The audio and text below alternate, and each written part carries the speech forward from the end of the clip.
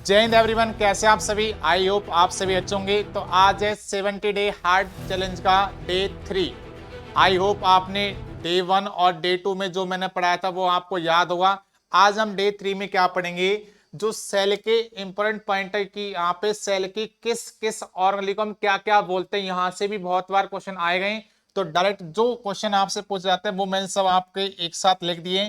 तो ये सारे पॉइंट आपको याद होने चाहिए। आपसे पूछा जाएगा ब्रेन ऑफ द सेल किसे बोलते हैं, तो मेरे भैया याद रखना, न्यूक्लियस को हम क्या बोलते हैं, ब्रेन ऑफ द सेल बोलते हैं। ठीक है जी।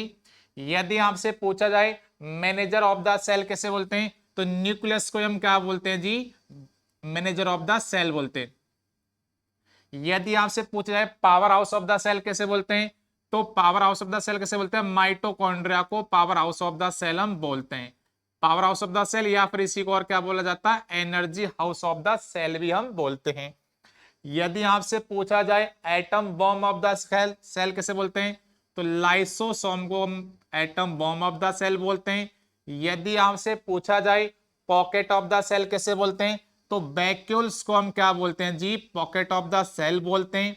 यदि आपसे पूछा जाए protein factory of the cell कैसे बोलते हैं, तो याद रखना राइबोसोम को हम protein factory of the cell बोलते हैं।